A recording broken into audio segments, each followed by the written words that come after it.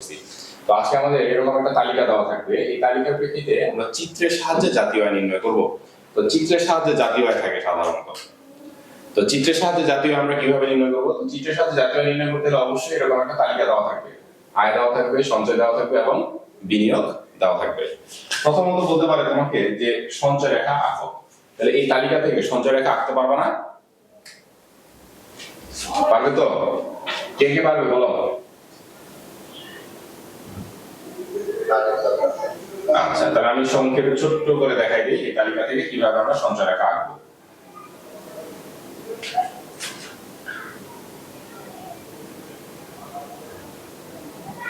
ওকে, তাহলে এটা হলো ভূমি অক্ষ। তাহলে ভূমি অক্ষের দিকে কি থাকে? ভূমি অক্ষের দিকে সবসময় থাকবে আয়। আর লম্ব অক্ষের দিকে কি থাকবে? লম্ব অক্ষের দিকে থাকবে হলো সঞ্চয়। ওকে, সঞ্চয় এবং বিনিয়োগ। গুড। আচ্ছা, এখন তো আমরা শুধু সঞ্চয় রেখা আঁকতেছি, তাই শুধু সঞ্চয়। তাহলে আয় কত? 200, 300, 400। তাহলে আমরা কি 200, 300, 400 ধরতে পারবো? 100 থেকে শুরু করতে হবে, তাই না? 100, 200, 300 আর 400। আর সঞ্চয় কত? সঞ্চয় সর্বোচ্চ 300। তাহলে কিভাবে ধরবো? হ্যাঁ, 100, 200, 300। এই তো, এটা সহজ খুবই। 100, 200, 300। তাহলে সঞ্চয় রেখা এঁকে ফেলি। আয় 100 না, আয় যখন 200 তখন সঞ্চয় হলো 100। তাহলে এই যে 200 আর সঞ্চয় 100। তাহলে এটা একটা বিন্দু। তো আয় যখন 300 তখন সঞ্চয় হলো 200। এটা একটা বিন্দু বি। আর আয় যখন 400 তখন সঞ্চয় হলো 300। এটা একটা বিন্দু সি। তাহলে এই যে বিন্দু তিনটা আমরা যোগ করতেছি, এই বিন্দু তিনটা যোগ করে আমরা রেখা পাচ্ছি। এটাকে বলা হচ্ছে সঞ্চয় রেখা। তাহলে এটা তোমরা বর্ণনা করতে পারবা খুব সহজে। ভূমি অক্ষে আয়, লম্ব অক্ষে সঞ্চয়। আয় যখন 200, সঞ্চয় 100, এই বিন্দু দ্বারা নির্দেশিত। আয় বেড়ে 300 হলে সঞ্চয় বেড়ে 200 হয়, বি বিন্দু দ্বারা নির্দেশিত। আয় বেড়ে 400 হলে সঞ্চয় বেড়ে 300 হয়, সি বিন্দু দ্বারা নির্দেশিত। এই বিন্দুগুলো যোগ করে আমরা যে রেখা পাই তাকে বলা হচ্ছে সঞ্চয় রেখা। তো এটার চেয়ে এটা বলতে থাকতে পারে, তো ঘতে থাকবে এরকম যে চিত্রের সাহায্যে ভারসাম্য জাতীয় আয় নির্ণয় করো। চিত্রের সাহায্যে ভারসাম্য জাতীয় আয় নির্ণয় করো, অথবা সঞ্চয় এবং বিনিয়োগের সমতা দ্বারা ভারসাম্য জাতীয় আয় নির্ণয় করো। সঞ্চয় এবং বিনিয়োগের সমতা দ্বারা অথবা চিত্রের সাহায্যে ভারসাম্য জাতীয় আয় নির্ণয় করো। এই দুটোর যে কোনোটা থাকতে পারে। তখন আমাকে কি করতে হবে? যে যদি শুধু সঞ্চয় ও বিনিয়োগ থাকে, তবুও আমাকে একই চিত্রে সঞ্চয় রেখা এবং বিনিয়োগ রেখা এঁকে ভারসাম্য জাতীয় আয় নির্ণয় করতে হবে। আর যদি শুধু চিত্রের সাহায্যে বলা থাকে, তাহলে উদ্দীপকে আমাদের আয়, সঞ্চয়, বিনিয়োগ দেওয়া থাকবে। সেখান থেকে আমরা একই চিত্রে সঞ্চয় রেখা এবং বিনিয়োগ রেখা আঁকতে হবে, একে ভারসাম্য নির্ণয় করতে হবে। তো সঞ্চয় এবং বিনিয়োগের সমতার সাহায্যে ভারসাম্য জাতীয় আমরা কখন পাই? যখন সঞ্চয় আর বিনিয়োগ পরস্পর সমান হয়। তো কখন সঞ্চয় আর বিনিয়োগ সমান হবে বুঝতে পারবো? যদি সঞ্চয় রেখা আর বিনিয়োগ রেখা পরস্পরকে ছেদ করে। দুটি রেখা পরস্পরকে যে বিন্দুতে ছেদ করে সেই বিন্দুতে তাদের মান সমান হয়। তাহলে আমাদেরকে একই চিত্রে সঞ্চয় রেখা আঁকতে হবে এবং একই চিত্রে বিনিয়োগ রেখা আঁকতে হবে। তাহলে এখন দেখো 2 নং অ্যানসার করার জন্য আমার সঞ্চয় রেখা আঁকতে হবে এবং বিনিয়োগ রেখা আঁকতে হবে। তাহলে সঞ্চয় রেখা আমার আঁকা হয়ে গেছে। এরপরে আমাকে কি করতে হবে? এই একই চিত্রে বিনিয়োগ রেখা আঁকতে হবে। বোঝা গেছে? আচ্ছা, এখন বিনিয়োগের পরিমাণ কত বলতো? 200, 200, 200। তার মানে বিনিয়োগ তো স্থির থাকবে, বিনিয়োগ তার পরিবর্তন হবে না সহজে। তো বিনিয়োগ যেহেতু স্থির, কত? 200। তার মানে আয় আপাতত যাই হোক না কেন, বিনিয়োগের পরিমাণটা স্থির আছে। সব ক্ষেত্রে বিনিয়োগ হলো 200। তাহলে বিনিয়োগ রেখাটা হবে এই যে ভূমি অক্ষের সমান্তরাল। তাহলে এটা হলো আমার বিনিয়োগ রেখা। বোঝা গেছে? এই যে এটা হলো আমার বিনিয়োগ রেখা। বিনিয়োগ রেখা ভূমি অক্ষের সমান্তরাল। কেন বিনিয়োগ রেখা ভূমি অক্ষের সমান্তরাল? কারণ বিনিয়োগের পরিমাণটা স্থির।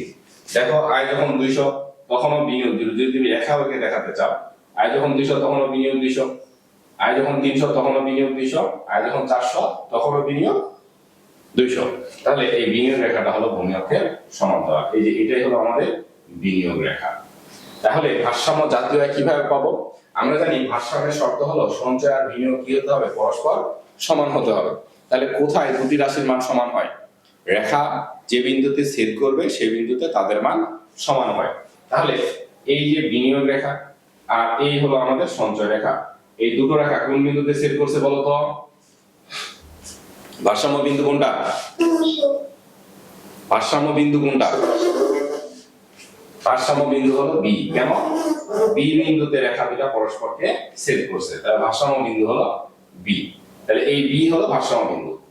তাহলে এই বি ভারসাম্য বিন্দু অনুযায়ী জাতীয় আয় কোন দিকে? আয় কোন দিকে? নিচের দিকে।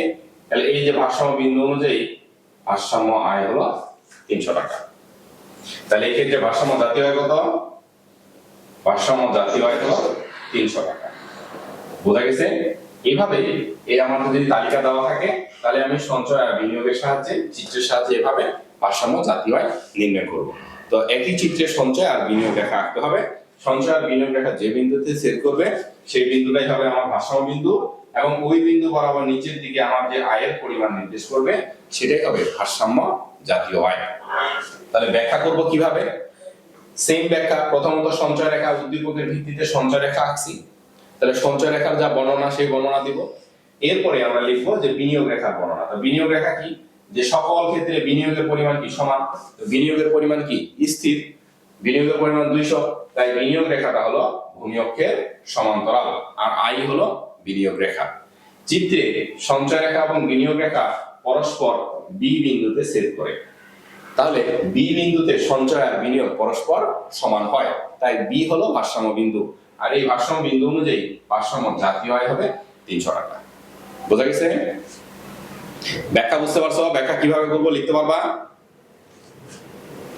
আবারও বলতে হবে, বলো। তাহলে সঞ্চয় রেখা যেভাবে আঁকছি সঞ্চয় রেখার বর্ণনা দিব। এরপরে বলবো যে বিনিয়োগের পরিমাণ কি? 200। বিনিয়োগ থাকে স্থির, তাই বিনিয়োগ রেখাটি ভূমি অক্ষের সমান্তরাল। এই আই হলো বিনিয়োগ রেখা। চিত্রে সঞ্চয় রেখা আর বিনিয়োগ রেখা পরস্পর বি বিন্দুতে ছেদ করে, বি হলো ভারসাম্য বিন্দু। বি বিন্দুতে সঞ্চয় আর বিনিয়োগ পরস্পর সমান হয়, তাই বি বিন্দু হলো ভারসাম্য বিন্দু এবং ভারসাম্য জাতীয় আয় হলো 300 টাকা। তো এটা হলো এই 2 নং প্রশ্নের উত্তর। বোঝা গেছে? বলো কি? বলো।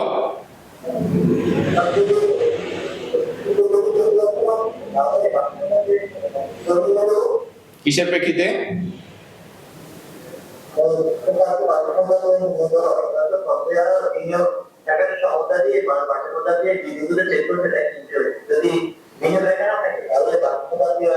না, এক্ষেত্রে যদি বিনিয়োগ রেখা না থাকে তাহলে ভারসাম্য জাতীয় আয় এইভাবে চিত্রের সাহায্যে নির্ণয় করা সম্ভব হবে না।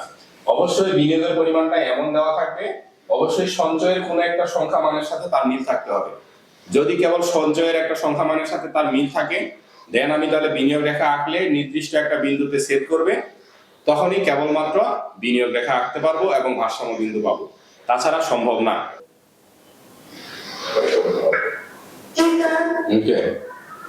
ঠিক আছে? আচ্ছা, তাহলে বিনিয়োগ অবশ্যই দেওয়া থাকবে একটা নির্দিষ্ট সংখ্যা মান, এবং সেই বিনিয়োগটা অবশ্যই সঞ্চয়ের একটা নির্দিষ্ট মানের সাথে সমান হবে। যদি সমান হয় তাহলে কেবল আমরা ভারসাম্য জাতীয় আয় পাবো, তাছাড়া ভারসাম্য জাতীয় আয় নির্ণয় করা সম্ভব না। ওকে, এবার আমরা দেখি 3 নম্বর কোশ্চেন কি বলছে? বিনিয়োগ বেড়ে 300 টাকা হলে ভারসাম্য আয়ের কি পরিবর্তন হবে? বিনিয়োগ বেড়ে 300 টাকা হলে ভারসাম্য আয়ের কি পরিবর্তন হবে? তাহলে অবশ্যই আগে আমাকে এই 200 টাকা বিনিয়োগে ভারসাম্য জাতীয় আয় কত সেটা নির্ণয় করতে হবে। অর্থাৎ এই চিত্রটা আবার আঁকতে হবে, সঞ্চয় রেখা আঁকতে হবে এবং 200 টাকা বিনিয়োগে জাতীয় আয় নির্ণয় করতে হবে। তাহলে জাতীয় আয় কত? 300 টাকা। এখন আমাকে বলছে বিনিয়োগ বেড়ে যদি 300 হয়, তাহলে বিনিয়োগ বেড়ে যদি 300 হয় তাহলে এটাকে কি বলে? নতুন বিনিয়োগ। তাহলে আমি কি লিখবো এখানে? নতুন বিনিয়োগ বা পরিবর্তিত বিনিয়োগ। কত? 300, সব ক্ষেত্রেই 300। তো এরপরে আমরা কি করব? এই যে আয় এবং সঞ্চয়ের প্রেক্ষিতে প্রথমত সঞ্চয় রেখা আঁকবো, এরপরে প্রাথমিক বিনিয়োগ দিয়ে এই যে বিনিয়োগ রেখা আঁকবো। এই বিনিয়োগ রেখা অনুযায়ী ভারসাম্য জাতীয় আয় হবে 300 টাকা। এরপরে পরবর্তীতে যদি বিনিয়োগ বেড়ে 300 টাকা হয় তাহলে আমরা দেখি বিনিয়োগ রেখা কোথায় যাবে। আয় যখন 200 তখনও বিনিয়োগ 300, আয় 300 হলে বিনিয়োগ 300, আয় 400 হলো বিনিয়োগ 300। তার মানে বিনিয়োগ রেখাটা তখন এই যে 300 বরাবর ভূমি অক্ষের সমান্তরাল হবে। তাহলে এটা হবে নতুন বিনিয়োগ রেখা। তাহলে এটার আমরা নাম কি দিব? এটার নাম দেব আমরা I1। তাহলে কি দেখলাম আমরা? বিনিয়োগ বেড়ে যদি 300 হয় তাহলে বিনিয়োগ রেখা কোনটা হয়? বিনিয়োগ রেখা হয় I1, নতুন বিনিয়োগ রেখা হয় I1। এই নতুন বিনিয়োগ রেখা সঞ্চয় রেখাকে কোথায় ছেদ করছে? সি বিন্দুতে ছেদ করছে। তাই সি বিন্দু হবে নতুন ভারসাম্য বিন্দু এবং এই ভারসাম্য বিন্দু অনুযায়ী ভারসাম্য জাতীয় আয় হবে 400 টাকা। তাহলে সব বিনিয়োগ যখন 200 টাকা ছিল তখন জাতীয় আয় ছিল 300, বিনিয়োগ বেড়ে যখন 300 টাকা হলো তখন জাতীয় আয় হলো 400। তার মানে জাতীয় আয় বৃদ্ধি পায়। কত টাকা বৃদ্ধি পায়?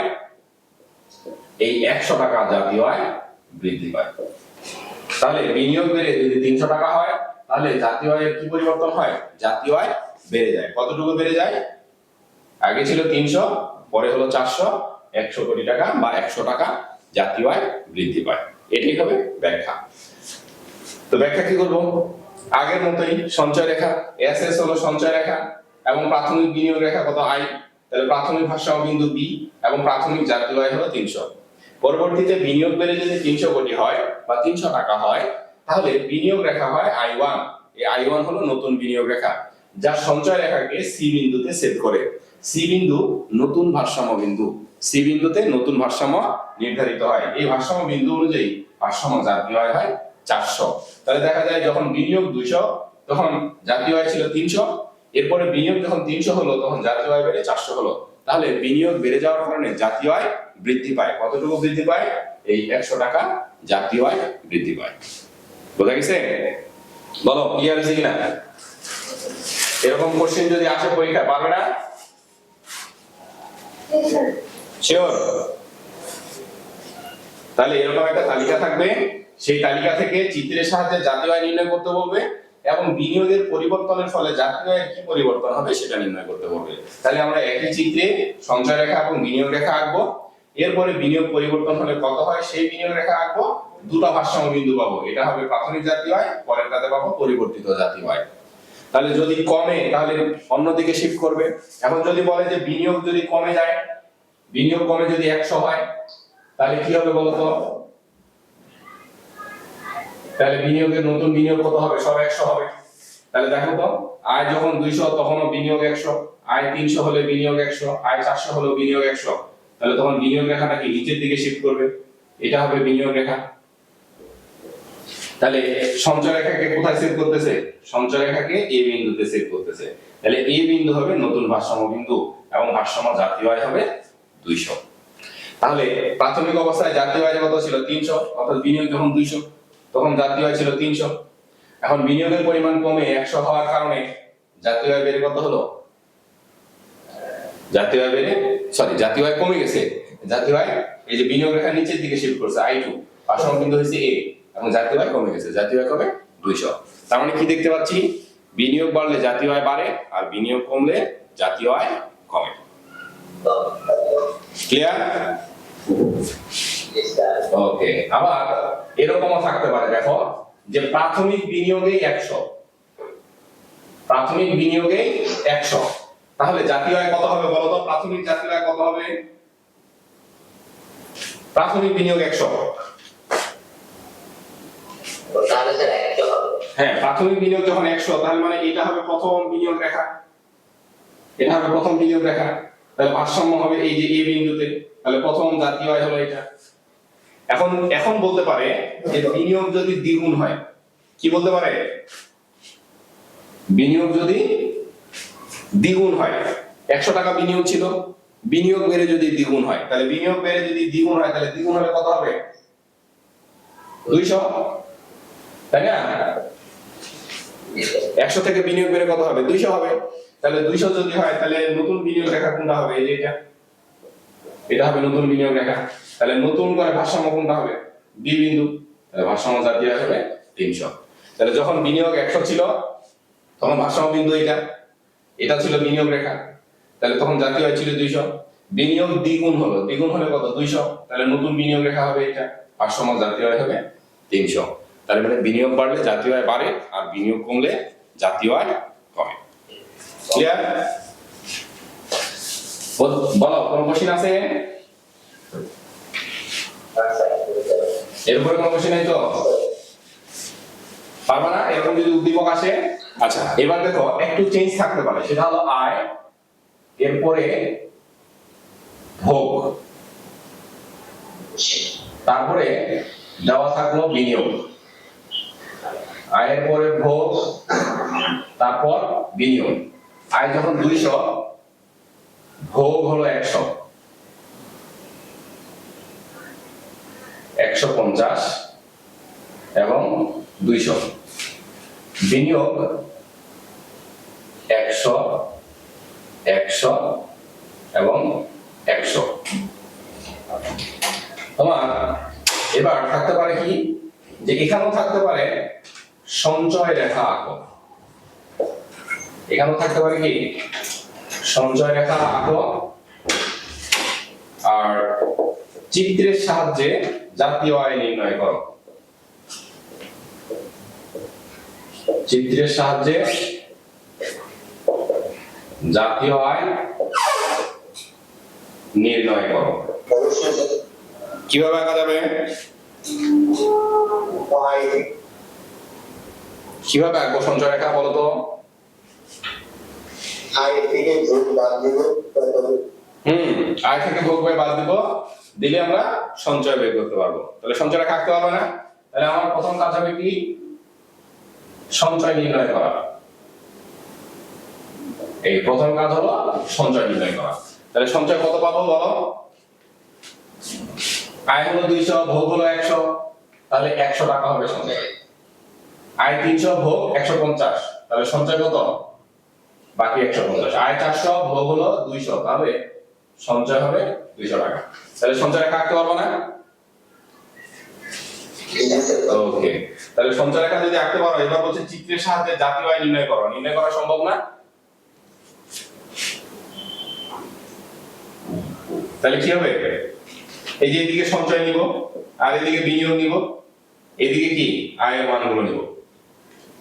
তাহলে কত আয়, কত কত ওই আগের মতো 100, 200, 300, সংক্ষেপে বলি, হ্যাঁ 400। আর এদিকে কি সঞ্চয় এবং বিনিয়োগ, তো সর্বোচ্চ মান কত? সঞ্চয় আর বিনিয়োগের সর্বোচ্চ মান কত? 200, তাই না? তাহলে কত করে ধরবো? 50, 100, 150 আর 200। তাহলে সঞ্চয় রেখা আঁকো। 200 হলে 100, আর 300 হলে 150, আর এটা হলো সঞ্চয় রেখা এসএস। আচ্ছা, তাহলে প্রাথমিক বিনিয়োগ কত? 100। বিনিয়োগ রেখা কোথায়? এই যেখানে হবে, এই যেটা হবে বিনিয়োগ রেখা আই। তাহলে এটা যদি এ বিন্দু হয়, এটা বি হয়, এটা সি হয়, তাহলে ভারসাম্য কোনটা? এই বিন্দু। তাহলে এই বিন্দু অনুযায়ী ভারসাম্য জাতীয় আয় হলো 200 টাকা। এবার যদি বলে যে বিনিয়োগ বেড়ে যদি দ্বিগুণ হয়, কত? বিনিয়োগ দ্বিগুণ। তাহলে বিনিয়োগ দ্বিগুণ হলে জাতীয় আয় কত হবে? তাহলে পরিবর্তিত বিনিয়োগ I1 কত? 200, 200 আর 200। তাহলে এই যে পরিবর্তিত বিনিয়োগ 200, তাহলে এখন বিনিয়োগ রেখা কোথায় হবে বলো? এই যে 200 বরাবর। এই যে আয় যখন 200 তখন 200, আয় যখন 300 তখন। তাহলে এই যে হবে বিনিয়োগ রেখা। নতুন বিনিয়োগ রেখা হলো I1। তাহলে নতুন বিনিয়োগ রেখা কোথায় সেট করছে সঞ্চয় রেখাকে? সি বিন্দুতে। তাহলে সি বিন্দু হবে নতুন ভারসাম্য বিন্দু। তাহলে এই নতুন ভারসাম্য বিন্দু অনুযায়ী ভারসাম্য জাতীয় আয় হলো 400 টাকা। ক্লিয়ার? তাহলে এই উদ্দীপক এরকম থাকবে, হয় ভোগ দেওয়া থাকবে আয়ের সাথে, আর না হলে সঞ্চয় দেওয়া থাকবে।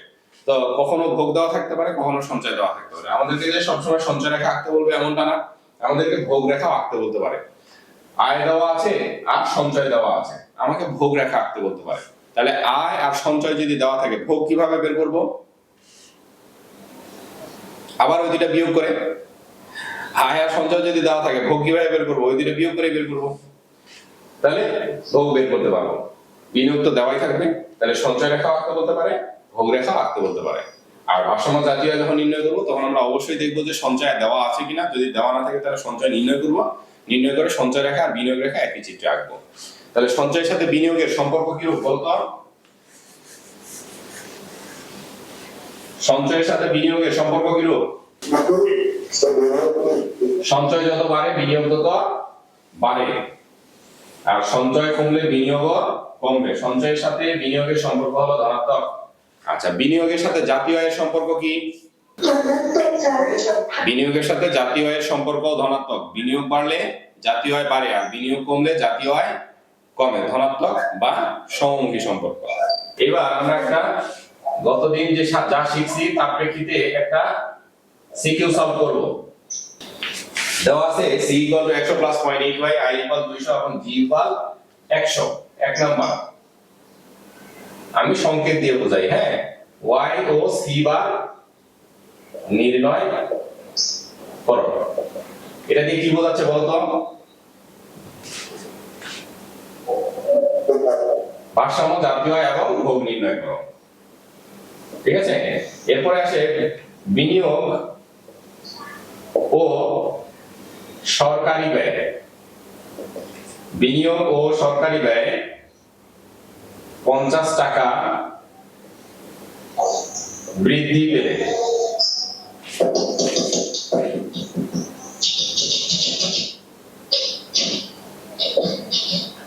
আয়ের কি পরিবর্তন হবে? আয়ের কি পরিবর্তন হবে ব্যাখ্যা করো। তাহলে প্রথম অংশটা পারবা না, ভারসাম্য জাতীয় এবং ভোগ নির্ণয় করো, পারার কথা। কিভাবে করবো বলো তো? প্রথমত কি কি দেওয়া আছে সেগুলো আমরা অবশ্যই তুলবো। এই তিনটা জিনিস যে দেওয়া আছে এগুলো অবশ্যই খাতায় তুলবো। এরপরে লিখবো যে আমরা জানি। আমরা কি জানি? ভারসাম্য অবস্থায়। আমরা জানি ভারসাম্য অবস্থায় কি জানি? যে y = c + i + g। এখন আমাদের কাজ হলো এগুলোতে মান বসাবো। c এর মান কত? 100 + 0.8y + i এর মান কত? 200 আর g এর মান হলো 100। এরপরের কাজ কি বলতো? এই y টাকে পাশে নিয়ে আসা, 0.8y, বাকি সংখ্যাগুলো এই তিনটা যোগ করা। কত হবে যোগ করলে? 500। এটা বিয়োগ করলে কত হয়? 0.2y = 500 বা y = কত হবে? 500 ভাগ 0.2 কত হবে? 2500 টাকা। এটা হলো জাতীয় আয়। তাহলে ভোগ কত হবে বলো? তাহলে এই যে অপেক্ষকের মান বসাবো, ভোগ অপেক্ষকের c = 0.2y, তাহলে 100 যোগ 0.2, y এর মান কত? 2500। তাহলে কত হবে?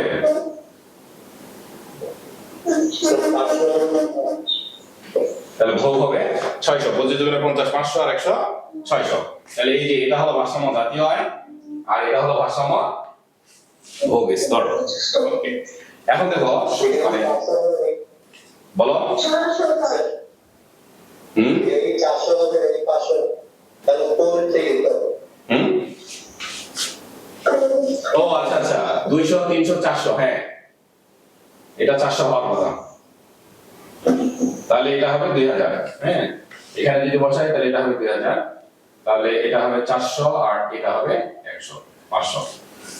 ঠিক আছে, 100 আর 100 200 200 200 400। গুড। তাহলে ভোগ হবে 500। তো এটা তো তোমরা ইজিলি পারবা। তো অনেকের সমস্যা হয় এই জায়গায়, বলছে বিনিয়োগ ও সরকারি ব্যয় 50 টাকা বৃদ্ধি পেলে আয়ের কি পরিবর্তন হবে? কি হবে বলো তো? বলতে পারবা? বিনিয়োগ ও সরকারি ব্যয় 50 টাকা বৃদ্ধি পেলে আয়ের কি পরিবর্তন হবে? কিভাবে করতে হবে? চিত্রের মাধ্যমে না, তো এমনিতেই করব, এই যে সংখ্যার মাধ্যমেই করব। তো বলছে বিনিয়োগ আর সরকারি ব্যয় 50 টাকা বৃদ্ধি পেলে, এর মানে হচ্ছে যে বিনিয়োগও 50 টাকা বাড়বে, সরকারি ব্যয়ও 50 টাকা বাড়বে। তাহলে বিনিয়োগ কত হবে তখন? 250, সরকারি ব্যয় কত হবে? 150। তাহলে নতুন করে এই যে এই সংখ্যা দুইটা মান শুধু চেঞ্জ হবে। চেঞ্জ হলে দেখো এখন সংখ্যা মান বসাও। বিনিয়োগ 200 জায়গায় কত হবে? 250, আর এটা 150। এটা 400 জায়গায় এখন কত হবে? 500। 400 জায়গায় এখন এটা এই যে 500 হবে। তাহলে এখানে 2500 হয়ে যাবে। আর ভোগের পরিমাণও এইখানে এসে 600 হবে। এই বোঝা গেছে? ওকে, এখন দেখো এখানে বলা থাকতে পারে এবার এরকম বিনিয়োগ ও সরকারি ব্যয় বেড়ে বিনিয়োগ ও সরকারি ব্যয় বেড়ে 300 ও 200 হলে জাতীয় আয়ের কি পরিবর্তন হবে? বিনিয়োগ ও সরকারি ব্যয় বেড়ে 300 ও 200 হলে জাতীয় আয়ের কি পরিবর্তন হবে? এবার কি করতে হবে বলো?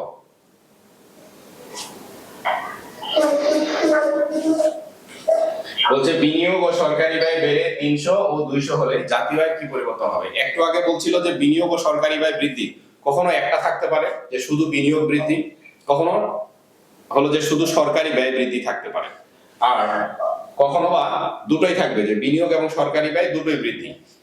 আর এবার আছে এইভাবে যে বিনিয়োগ ও সরকারি ব্যয় বেড়ে 300 ও 200 হলে, কখনো দেওয়া থাকবে যে বৃদ্ধি পেলে আর কখনো বেড়ে এত হলে।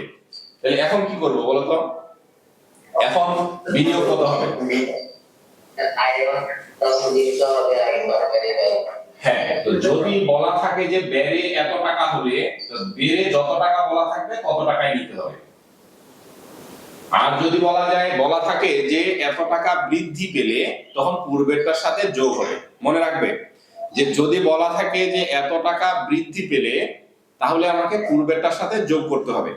আর যদি বলা থাকে যে বৃদ্ধি পেয়ে এত টাকা হলে, তাহলে পূর্বের সংখ্যাটা বাদ সম্পূর্ণ নতুন সংখ্যাটা বসাতে হবে। বৃদ্ধি পেয়ে যত টাকা বলা থাকবে তত টাকা বসাতে হবে। কথাটাকে বুঝাইতে পারছি? যদি বলা থাকে প্রশ্নে যে 50 টাকা বা 100 টাকা বৃদ্ধি পেলে, তাহলে পূর্বেরটার সাথে যোগ দিতে হবে। ওই 50 বা 100 পূর্বেরটার সাথে যোগ দিতে হবে। আর যদি বলা থাকে যে বৃদ্ধি পেয়ে 200 টাকা হলে বা বৃদ্ধি পেয়ে 300 টাকা হলে, তাহলে পূর্বের সংখ্যাটা বাদ বৃদ্ধি পেয়ে যত টাকা হলে বলা থাকবে সেই নতুন সংখ্যাটা বসাতে হবে। যেমন এখানে বলা আছে যে বেড়ে এত টাকা হলে, তাহলে পূর্বের সংখ্যাগুলা বাদ এই নতুন সংখ্যাগুলা বসাতে হবে। আর যদি বলা থাকে যে বৃদ্ধি পেলে, শুধু যে 50 টাকা বৃদ্ধি পেলে বা 100 টাকা বৃদ্ধি পেলে, তাহলে সেটা পূর্বেরটার সাথে যোগ হবে। তোমাকে যদি বলি যে তোমার আয় 100 টাকা ছিল, তোমার আয় 50 টাকা বৃদ্ধি পেল, তাহলে তোমার আয় কত হলো? তোমার আয় বৃদ্ধি পেয়ে 200 টাকা হলে, তাহলে তোমার আয় এখন কত? আয় 200 টাকাই। এক্স্যাক্টলি তাই। যখন বলা থাকবে যে এত টাকা বৃদ্ধি পেলে, তখন হচ্ছে যে আগেরটার সাথে যোগ হবে। আর যখন বলা থাকবে যে বৃদ্ধি পেয়ে এত টাকা হলে, তখন যেটা বলা থাকবে সরাসরি সেই সংখ্যা মানটাই বসাতে হবে। ক্লিয়ার? ওকে, এখন এখানে বিভিন্ন ধরনের পরিবর্তন থাকতে পারে। এখন তোমাকে বলতে পারে যে তুমি প্রথমত ভারসাম্য জাতীয় আয় নির্ণয় করলা, এই 2 নম্বরে থাকলো যে বিনিয়োগ যদি দ্বিগুণ হয়। কি দ্বিগুণ? বিনিয়োগ যদি দ্বিগুণ হয়, তাহলে বিনিয়োগ দ্বিগুণ হলে জাতীয় আয়ের কি পরিবর্তন হবে? তাহলে বিনিয়োগ কত আছে? 300। 300 জায়গায় তখন বিনিয়োগ কত বসাবো? 600 বসাবো। বাকি অঙ্ক সেম, এভাবেই বসাবো। আর যদি হ্রাস পাওয়ার কথা বলা থাকে, হ্রাস মানে কি? হ্রাস মানে কমে যাওয়া। এখন যদি বলে যে বিনিয়োগ যদি 50 টাকা হ্রাস পায়, তাহলে জাতীয় আয়ের কি পরিবর্তন হবে? তাহলে বিনিয়োগ কত হবে? 300 থেকে 50 বিয়োগ দেব। যদি বলা থাকে যে সরকারি ব্যয় 100 টাকা হ্রাস পেলে, 200 থেকে 100 বিয়োগ দেব। আর যদি বলা থাকে যে বিনিয়োগ কমে 200 টাকা হলে, বিনিয়োগ সরাসরি 200 টাকা বসাবো। 200 বসায় জাতীয় আয় নির্ণয় করব। আর সরকারি ব্যয় বেড়ে 300 টাকা হলে, তখন সরকারি ব্যয় 300 বসাবো। তাহলে বৃদ্ধি পেলে যোগ দিব, আর বৃদ্ধি পেয়ে এত টাকা হলে যেটা বলা থাকবে সরাসরি সেই সংখ্যা মানটাই বসাবো। ক্লিয়ার? ওকে, এখন দেখো এর সাথে এটা কয় খাত বিশিষ্ট অর্থনীতি?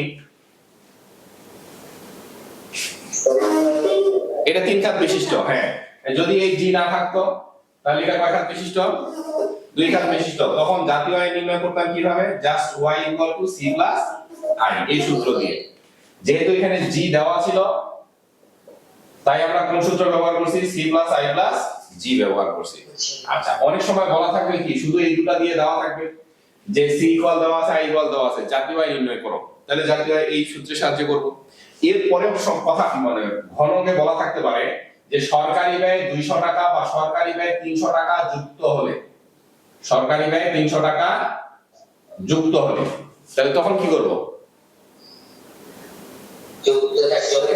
যুক্ত হলে এই যে এখন সরকারি ব্যয় 300 টাকা যুক্ত হয়ে গেল, তাহলে এখন তিন খাত বিশিষ্ট অর্থনীতি হলো।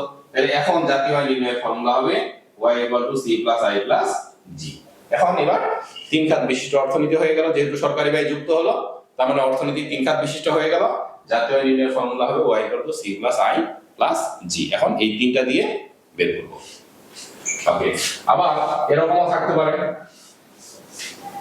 বাড়তি দেওয়া থাকলো x 20 আর m হলো 30। তাহলে এটা যদি বলে যে জাতীয় আয় নির্ণয় করো, তাহলে কি করব?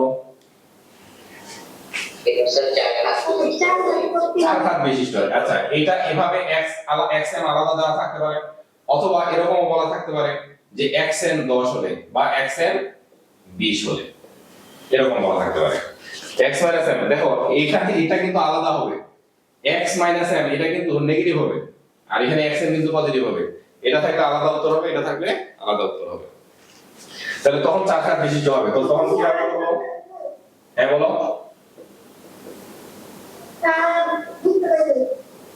আচ্ছা, বুঝাই দিচ্ছি। যদি এটা থাকে তাহলে এই যে চার খাত বিশিষ্ট অর্থনীতি মান বসাই।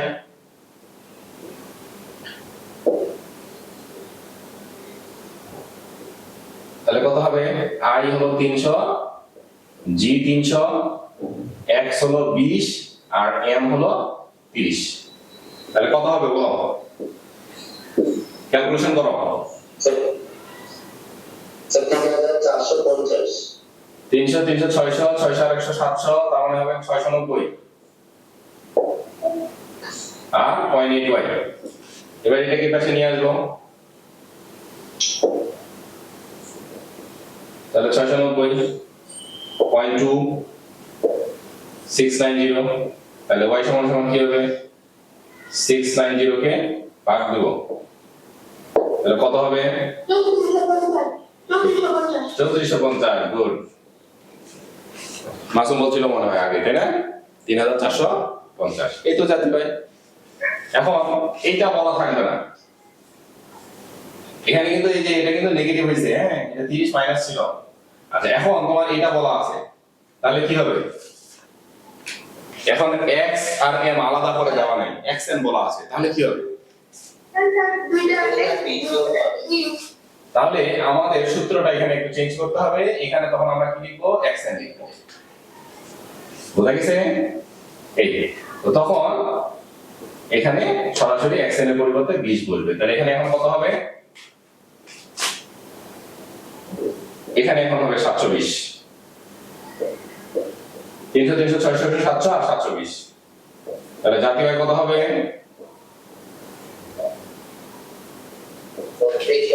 জাতীয় আয় হবে 3600। এই বলা বোঝা গেছে? তাহলে এখন যে কোনো কিছু পরিবর্তন থাকতে পারে, জাতীয় আয় বাড়াইতে, বিনিয়োগ বাড়াইতে বলতে পারে, বিনিয়োগ কমাইতে বলতে পারে, সরকারি ব্যয় বাড়াইতে বলতে পারে, কমাইতে বলতে পারে, যে কোনো কিছু বলা থাকতে পারে। তাহলে যা বলা থাকবে তার প্রেক্ষিতেই জাতীয় আয় নির্ণয় করব। প্রশ্নগুলো আপনি তো সামগ্রিক চাহিদা ও সামগ্রিক যোগান সাপেক্ষে ভারসাম্য জাতীয় আয় নির্ণয়। হ্যাঁ, সামগ্রিক চাহিদা এবং সামগ্রিক যোগানের সাহায্যে ভারসাম্য জাতীয় আয় নির্ণয়। এটাতে তেমন সংখ্যা টংখ্যা কিছু আসে না, এখানে জাস্ট ছোট একটা চিত্র আসে। আর এই জাতীয় প্রশ্ন কখনো পরীক্ষায় আসে না, আসার কথাও না, তার কারণ এটাতে ব্যাখ্যা করার কিছু নাই। তো যদিও কখনো উদ্দীপক দিয়ে আসে তাহলে এরকম থাকবে, আমি বলে দিচ্ছি। তো এইটাকে বলা হচ্ছে সামগ্রিক যোগান রেখা। সামগ্রিক যোগান রেখা হলো ঠিক মাঝখান দিয়ে, অর্থাৎ সামগ্রিক যোগান রেখা হলো 45 ডিগ্রি অ্যাঙ্গেলে হবে। এই যে এটাকে বলা হচ্ছে সামগ্রিক যোগান রেখা, এএস।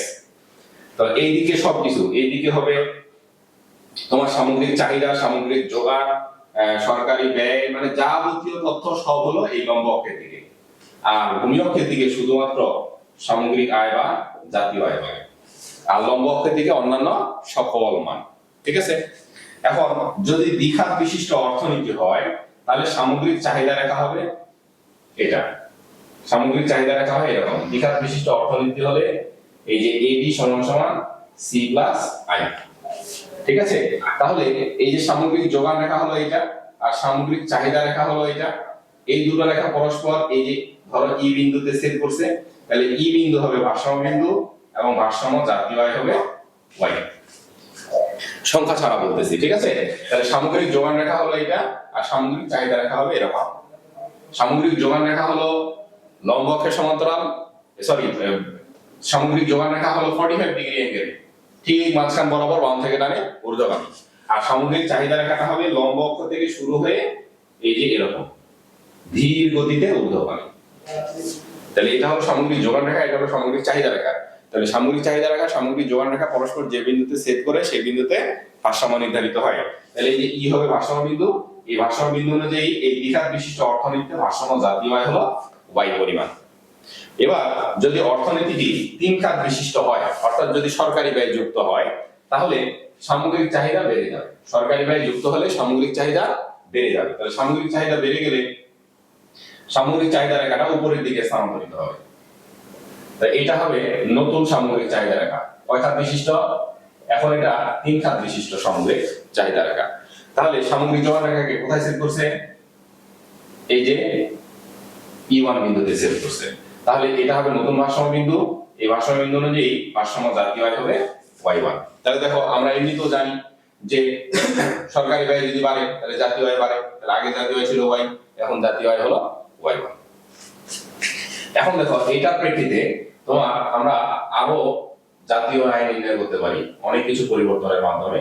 এবার যদি বলে যে সরকারি ব্যয় যদি বৃদ্ধি পায়, সরকারি ব্যয় তো জি আছে, সরকারি ব্যয় যদি বৃদ্ধি পায় তাহলে সরকারি ব্যয় বৃদ্ধি পেলে সামগ্রিক চাহিদা বেড়ে যাবে। তাহলে সামগ্রিক চাহিদা রেখাটা আবার উপরের দিকে স্থানান্তরিত হবে। তাহলে তখন কি লিখবো? এডি সমান সমান C plus I plus G plus del G. Del G বলতে সরকারি ব্যয়ের পরিবর্তন, অর্থাৎ কতটুকু ব্যয় বাড়াইলাম। ডেল মানে পরিবর্তন, জি মানে গভর্নমেন্ট কস্ট, সরকারি ব্যয়। তো যেটুকু বাড়াইছে ওইদিকে জি এর সাথে যুক্ত হবে, যুক্ত হলে সামগ্রিক চাহিদা রেখাটা আবার উপরের দিকে স্থানান্তরিত হবে। তাহলে উপরের দিকে স্থানান্তরিত হলে কি হবে? নতুন করে ভারসাম্য বিন্দু হবে E2 তে, আর ভারসাম্য জাতীয় আয় হবে Y2। বোঝা গেছে? আচ্ছা, আবার বলা থাকতে পারে এখানে জি আছে, ঠিক আছে, যে এটা মনে করো যে ভারসাম্য বিন্দু E1, এখান থেকে যদি বলে যে বিনিয়োগ যদি বৃদ্ধি করা হয় তাহলে বিনিয়োগ বৃদ্ধি করলে কি হবে? Plus del I. তাহলে যেখানে থাকবে সেখান থেকে উপরের দিকে যাবে। তাহলে নতুন আবার এটা হবে E2 বিন্দুতে ছেদ করবে, ভারসাম্য হবে E2, ভারসাম্য জাতীয় আয় হবে Y2। এখন যদি হ্রাস পায় তাহলে কি দেবো? মাইনাস দেবো। মাইনাস করলে কি হবে? নিচের দিকে নামবে। বিনিয়োগ যদি কমে তাহলে রেখা নিচের দিকে নামবে, সরকারি ব্যয় যদি কমে তাহলে নিচের দিকে নামবে। তো তখন ভারসাম্য বিন্দুগুলো নিচের দিকে স্থানান্তরিত হবে, তখন জাতীয় আয় হ্রাস পাবে। তো এটাই হলো সামগ্রিক চাহিদা এবং সামগ্রিক যোগান রেখার সাহায্যে ভারসাম্য জাতীয় আয়ের ব্যাখ্যা। তো এটা উদ্দীপকে দিয়ে এটা দিয়ে তোমাকে আসলে কি ব্যাখ্যা করতে বলবে? সর্বোচ্চ এটুকু ব্যাখ্যা করতে পারতে হবে যে জাতীয় আয় নির্ণয় করো, যে ভারসাম্য জাতীয় আয় নির্ণয় করো এবং সরকারি ব্যয় পরিবর্তন হলে জাতীয় আয় কিভাবে পরিবর্তন হবে ব্যাখ্যা করো। এইটুকু বলতে পারে, এর চেয়ে বেশি কিছু এখানে বলার কিছু নাই বা চাওয়ার কিছু নাই। এই জন্য সাধারণত এখান থেকে কোনো কোশ্চেন হয় না। তো যদি এমসিকিউ হয় তাহলে তো বুঝতে পারতেছো, তাহলে যত খাত বিশিষ্ট অর্থনীতি বলবে সেই খাত ধরে আমরা ভারসাম্য জাতীয় আয় নির্ণয় করবো। এবার যদি দুই খাত বিশিষ্ট হয় তাহলে ভারসাম্য বিন্দু হবে এটা, জাতীয় আয় হবে এটা। তিন খাত বিশিষ্ট হলে এটা। তো যদি চার খাত বিশিষ্ট হয় তাহলে তখন এখানে x মাইনাস m যুক্ত থাকবে।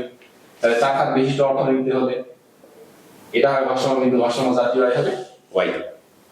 এখন যদি কোনো একটা কিছু বাড়ে তাহলে সেটা যোগ দিয়ে আর উপরের দিকে যাবে, আর যদি কমে তাহলে সেটা বিয়োগ দিয়ে নিচের দিকে নামবে।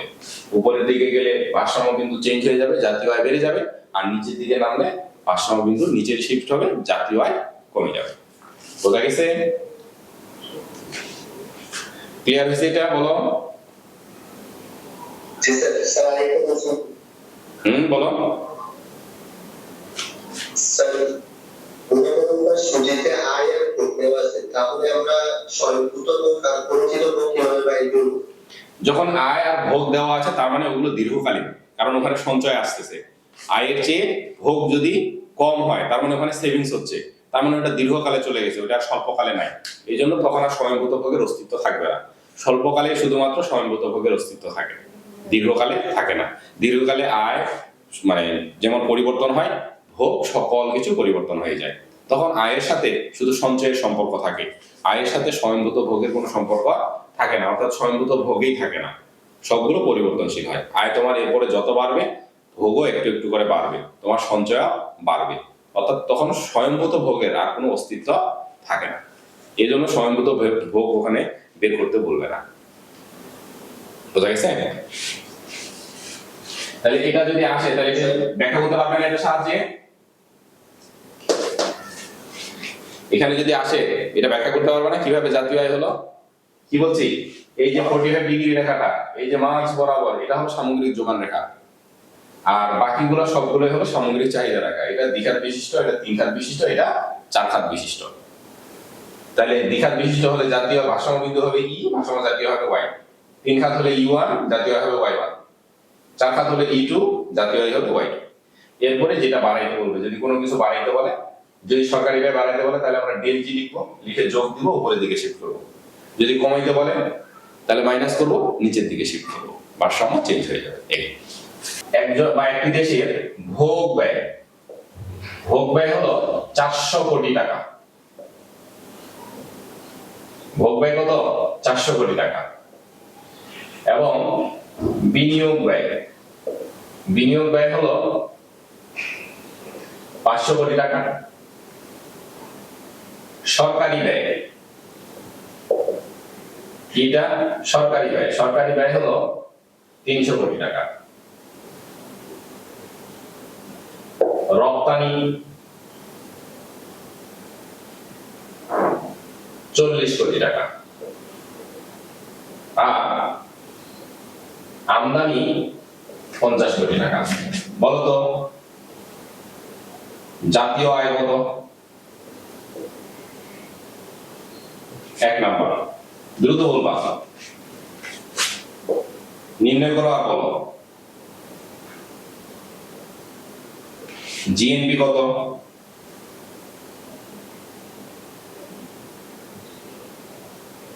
জিডিপি কত?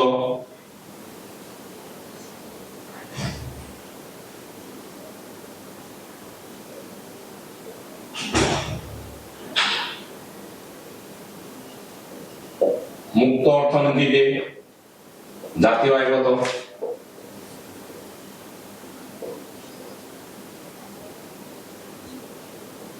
বদ্ধ অর্থনীতিতে জাতীয় আয় কত? কে বলতে পারবে? 1 নাম্বারটা বলো, দ্রুত বলো, জাতীয় আয় কত হবে? বলতে পারবে না? 1 নম্বর হবে 1190। 1190। কিভাবে বলছে জাতীয় আয়? তাহলে কয় খাত বিশিষ্ট অর্থনীতি আছে? কয় খাত বিশিষ্ট অর্থনীতি? 4 খাত বিশিষ্ট, C plus I plus G plus X minus M. এখন এগুলো ভাষায় বলা থাকবে। এখন ভোগ ব্যয় কি দিয়ে প্রকাশ করা হয়? সি। বিনিয়োগ ব্যয়কে কি দিয়ে প্রকাশ করি? আই। সরকারি ব্যয়কে কি দিয়ে প্রকাশ করি? জি। রপ্তানি কি? এক্স। আর আমদানি কি? এম। তাহলে সি আছে, আই আছে, জি আছে, এক্স আছে আর এম আছে। তার মানে 4 খাত বিশিষ্ট অর্থনীতি। মান বসাবো আর যোগ করব। তাহলে এটা কত? 400, 500, 300, 40 আর 50। সংখ্যাগুলো বাংলায় দেওয়া থাকতে পারে, তুমি বাংলায় লিখতে পারো, ইংলিশে লিখতে পারো, কোনো অসুবিধা নেই, যে কোনো ভাবে লিখতে পারো। তাহলে 500 4 900, 900 3 1200, তার মানে কত হবে বলো তো? 1190। 1240 থেকে 50 বাদ, 1190। এখন বলো তো জিএনপি কত?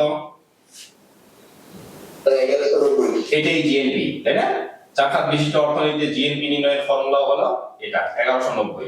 এবার বলো তো জিডিপি কত হবে? 1200। জিডিপি হবে 1200। কেন? কারণ জিডিপি তে আমদানি রপ্তানি থাকে না। তাহলে কত হবে? 400 যোগ 500 যোগ 300, কত হবে? 1200। তাহলে জিএনপি 1190 আর জিডিপি হলো 1200। জিএনপির চেয়ে জিডিপি বেশি, কেন বলো তো? কেন? স্যার জিএনপি হ্যাঁ, আমদানি বেশি, আমদানি ব্যয় 50 কোটি টাকা, রপ্তানি আয় হলো 40 টাকা। আমাদের বাজেটে ঘাটতি আছে, অর্থাৎ আন্তর্জাতিক বাণিজ্যে ঘাটতি আছে, এই জন্য হলো যে জিডিপির তুলনায় জিডিপি বেশি। আচ্ছা, এখন বলো তো মুক্ত অর্থনীতিতে জাতীয় আয় কত? 1190। এটাই হলো মুক্ত অর্থনীতিতে জাতীয় আয়। বোঝা গেছে? ক্লিয়ার হচ্ছে? এটাই হলো মুক্ত অর্থনীতিতে জাতীয় আয়।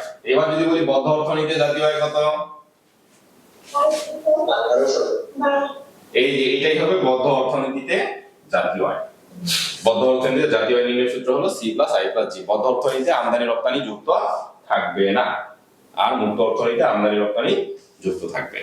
পারা যাবে তাহলে এখন? হ্যাঁ, জি স্যার। ওকে। এখন যদি বলা থাকে অবচয় ব্যয় 20 কোটি টাকা, তাহলে এনএমপি কত আর এনডিপি কত?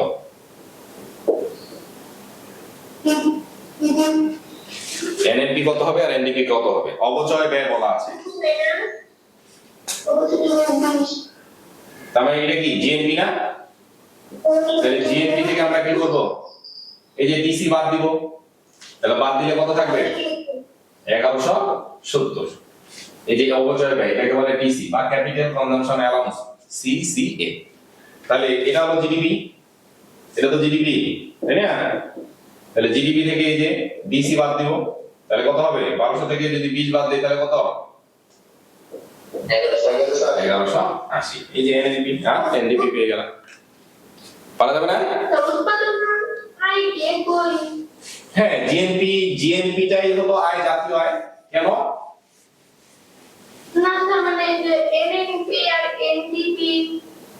হ্যাঁ, নেট ন্যাশনাল প্রোডাক্ট, হ্যাঁ এগুলো জাতীয় আয়, এগুলো জাতীয় আয়। আসলে জিএনপি জিডিপি সবই জাতীয় আয়। জাতীয় আয় গণনা করতে পারি আমরা 3 পদ্ধতিতে। তো জিএনপি নাম হলো প্রোডাকশন দিয়ে, যে গ্রোস ন্যাশনাল প্রোডাক্ট, কিন্তু হিসেব করতেছি আমরা ব্যয়গুলো যোগ করে। C+I+G এগুলো কি ব্যয় না? তাহলে জাতীয় আয় 3 পদ্ধতিতে গণনা করতে পারি, আয় পদ্ধতি, ব্যয় পদ্ধতি আর উৎপাদন পদ্ধতি। তো বলতেছি জিএনপি গ্রোস ন্যাশনাল প্রোডাক্ট, তাহলে আমাকে কি দ্রব্য সামগ্রীর দাম হিসেব করে জিএনপি পরিমাপ করা উচিত ছিল, কিন্তু আমি কি হিসেব করে করতেছি? ব্যয়গুলো যোগ করে করতেছি। তাই জিএনপিটাই জাতীয় আয়, জিডিপিটাই জাতীয় আয়। তো এটা শুধু পরিমাপের ক্ষেত্র আলাদা। যখন আমি জিএনপি পরিমাপ করব, তখন আমাদের দেশের নাগরিক যারা বাইরের দেশে আছে তাদের আয়টা যুক্ত হবে, আর যারা বিদেশি নাগরিক আমাদের দেশে কাজ করতেছে তাদের আয়টা বাদ দিতে হবে। আর যখন জিডিপি পরিমাপ করব, তখন বিদেশি নাগরিক যারা আমাদের দেশে আছে তাদের আয়টা হিসেব হবে, আর আমাদের দেশের নাগরিক যারা বাইরের দেশে কাজ করতেছে তাদের আয়টা বাদ পড়ে যাবে। তো এই ছিল কোশ্চেন। তো এরকমই কোশ্চেন থাকবে এখানে, জাস্ট তোমাদের শুধু নির্ণয় করতে হবে। তাহলে এখান থেকে প্রশ্ন হবে এই যে জিএনপি জিডিপি সম্পর্কিত অথবা জাতীয় আয় সম্পর্কিত, C+I+G দিয়ে। আর না হলে হবে এই যে আমরা সঞ্চয়, আয় এবং ভোগের যে তালিকা দেখলাম, সেই তালিকার ভিত্তিতে চিত্রের সাহায্যে ভারসাম্য জাতীয় আয় নির্ণয় করা। তো এই 3 টাইপের থেকে যে কোনো এক টাইপ অথবা 2 টাইপ তোমরা কমন পাবে। লাকিলি 2 টাইপ কমন পেতে পারো, না হলে একটা তো অবশ্যই কমন পাবা। সব অধ্যায় থেকে 2টা করে কোশ্চেন হবে, একটা অধ্যায় থেকে শুধু একটা হবে। তো সেটা কোনটা অধ্যায় সেটা বলা যাবে না, সেটা প্রথম অধ্যায় হতে পারে, সেটা নবম অধ্যায় হতে পারে, সেটা দশম অধ্যায় হতে পারে, অথবা সেটা তৃতীয় অধ্যায় হতে পারে। তবে দ্বিতীয় অধ্যায় থেকে সবসময় 2টাই কোশ্চেন হবে। বোঝা গেছে? তো এখন সাবিকুর নাহার মানে জিজ্ঞেস করছিল যে আমরা আসলে কোন অধ্যায়গুলো ভালো মতো করবো। এখন দেখো দ্বিতীয় অধ্যায় অনেক বড়, অনেক টপিকস। আর এই যে আমরা নবম অধ্যায় পড়তেছি, আমরা দশম অধ্যায় করব। তো নবম অধ্যায়ের টপিকস গুলো ছোট ছোট, খুব সহজে অ্যান্সার করা যায়, এবং এগুলোতে ছোটখাটো কিছু ম্যাথমেটিক্যালি টার্ম থাকে, এজন্য এগুলোতে নম্বর পাওয়া খুবই সহজ এবং অল্প সময়ের মধ্যে অ্যান্সার করা। এখন 7টা সৃজনশীল লেখা কিন্তু অনেক সময়ের ব্যাপার। 7টা সৃজনশীল আমাদেরকে 2.5 ঘন্টার মধ্যে লিখতে হয়। এই জন্য প্রশ্ন বাছাই করাটা খুব জরুরি, যে আমি কোন প্রশ্নটার অ্যান্সার করব। তো এর জন্য এই নবম অধ্যায়ের প্রশ্নের অ্যান্সার করাটা খুবই সহজ, এখানে সময় লাগে খুবই কম। যদি তুমি বোঝো, যদি তুমি তোমার কাছে ভালো লাগে, তাহলে তুমি এই অধ্যায়টাকে বেছে নিতে পারো অ্যান্সার করার জন্য। এখান থেকে যদি 2টা কোশ্চেন আসে, তাহলে 2টা কোশ্চেনই তুমি অ্যান্সার করতে পারবে এবং খুবই সহজ অ্যান্সার করতে পারবে, অল্প সময়ের মধ্যে অ্যান্সার করতে পারবে। তাহলে তোমার কি হবে, যে 7টা প্রশ্ন অ্যান্সার করা নির্দিষ্ট সময়ের মধ্যেই সম্ভব। তা আমরা সাধারণত অ্যান্সার করতে গিয়ে অনেক সময় 7টা কোশ্চেন অ্যান্সার করতেই পারি না, খুব টাফ হয়। শেষের দিকে প্রশ্ন হাতে লেখা খারাপ হয়ে যায়, শেষের দিকে প্রশ্নগুলো ভালো মতো লিখতে পারি না, দ্রুত লিখতে হয়, অত ভালো মতো আর লেখা হয় না, টেনে টেনে লিখি আর কি। তো এই জন্য প্রশ্ন পাওয়ার পরে প্রশ্ন বাছাই করাটা হলো সবচেয়ে একটা কঠিন কাজ। আর যে প্রশ্ন বাছাই করতে পারে তার জন্য পরীক্ষায় নম্বর পাওয়া, মানে ভালো নম্বর পাওয়া সহজ হয়। কেন? আমি প্রশ্ন বাছাই করছি ম্যাথমেটিক্যালি টার্ম দেখে এবং সহজে এবং অল্প সময়ের মধ্যে অ্যান্সার করা যাবে। আর যেগুলো মানে অ্যান্সার করতে পারলে ফুল অন ফুল নম্বর, অর্থাৎ যা নম্বর আছে তাই নম্বর পাবো। আমাকে জাতীয় আয় নির্ণয় করতে বলছে, y = c + i + e দিয়ে ভোগ অপেক্ষক দেওয়া আছে, বিনিয়োগ মান দেওয়া আছে, সরকারি ব্যয় দেওয়া আছে। আমি যদি ইকুয়েশন গুলো সমানভাবে বসায় সুন্দর মতো ক্যালকুলেশন করে জাতীয় আয় নির্ণয় করি, আমার কি ওখানে এক নম্বর কাটার মতো ক্ষমতা আছে? তখন আমি ফুল অন ফুল নম্বর পাবো, 3-এ 3 পাবো, 4-এ 4 পাবো। যেমন আমরা প্রথম দিকে যে অ্যান্সারটা করলাম, চিত্রের সাহায্যে যে ভারসাম্য জাতীয় আয় নির্ণয় করলাম, তো ওইখানে চিত্র আঁকছি সরাসরি, চিত্রের ভিত্তিতে যা জাতীয় আয় এক্স্যাক্টলি সেটা বের হয়ে যাচ্ছে। তো সেটাকে জাস্ট আমাকে শুধু এক্সপ্লেইন করতে হবে ছোট করে। এখানে কি নম্বর কাটার কোনো অপশন আছে? না, হ্যাঁ, চিত্র ভালো মতো আঁকতে হবে। তো এই জন্য এগুলোতে নম্বর পাওয়ার মানে নম্বর কাটার কোনো অপশন নাই।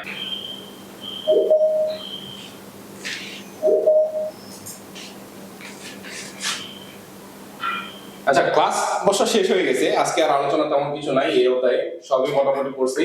তো তোমরা বাসায় ভালো মতো পড়বা, হ্যাঁ। আর কালকে দেখি তোমাদেরকে আমি এই অধ্যায় থেকে যত ধরনের সৃজনশীল কোশ্চেন গুলো হয় সেই সৃজনশীল কোশ্চেন গুলো দিয়ে দিব। পরের দিন ক্লাসে সেই সৃজনশীল গুলো সলভ করব, ঠিক আছে? কোনটা? NNI, NNP যেটা সেটাই NNI, net national product, net national income. আমরা এই প্রথম দিকে লিখছিলাম NNI, সরি GNI লিখছিলাম, GNI আর GNP লিখছিলাম। যেটাই GNI ওইটাই GNP, হ্যাঁ, আর যেটাই NNI ওইটাই হলো NNP। এই দুটোর মধ্যে কোনো তফাৎ নাই, শুধু বলার ক্ষেত্রে তফাৎ। গ্রোস ন্যাশনাল ইনকাম আর গ্রোস ন্যাশনাল প্রোডাক্ট, এটাকে বলতেছি নিট জাতীয় আয়, এটাকে বলতেছি নিট জাতীয় উৎপাদন। তাহলে এটাকে বলবো নিট ন্যাশনাল ইনকাম, এটাকে কি বললাম? গ্রোস ন্যাশনাল ইনকাম, মোট জাতীয় আয়, নিট না, মোট জাতীয় আয় আর মোট জাতীয় উৎপাদন। আর এটা হলো net NNI, net national income মানে নিট জাতীয় আয়, আর NNP নিট ন্যাশনাল প্রোডাক্ট। তাহলে এই দুটা থেকেই আমরা এটা পাই। আর NDP এটা হলো ডোমেস্টিক প্রোডাক্ট, এটা আমরা পাবো জিডিপি থেকে। জিডিপি থেকে যদি মূলধনের ক্ষয়প্রতিযোগিতা ব্যয় বাদ দেই তাহলে পাবো NDP, নেট ডোমেস্টিক প্রোডাক্ট। আর GNI GNP সেম জিনিস, কোনো তফাৎ নাই, শুধু বলার ক্ষেত্রে তফাৎ। NNI NNP কোনো তফাৎ নাই, শুধু বলার ক্ষেত্রে তফাৎ। যেটাকে আমরা বলতেছি নিট ন্যাশনাল ইনকাম, এটাকে বলতেছি নিট ন্যাশনাল প্রোডাক্ট, নিট জাতীয় আয় আর এটাকে বলতেছি নিট জাতীয় উৎপাদন। এই শুধু বলার ক্ষেত্রে তফাৎ, আর এমনিতে কোনো তফাৎ নেই এই দুটোর মধ্যে। এটা কিভাবে পাবো? GNP বা GNI থেকে, যখন NNI থাকবে তখন GNI লিখবো, GNI থেকে মূলধনের ক্ষয়প্রতিযোগিতা ব্যয় বাদ দেবো। আর যখন NNP থাকবে তখন GNP লিখবো, GNP থেকে মূলধনের ক্ষয়প্রতিযোগিতা ব্যয় বাদ দেবো, বাদ দিয়ে এই NNP পেয়ে যাবো।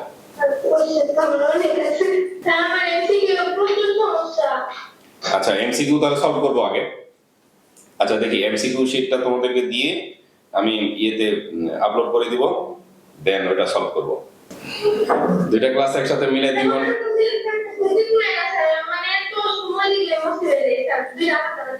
আচ্ছা ঠিক আছে, আলাদা দেব।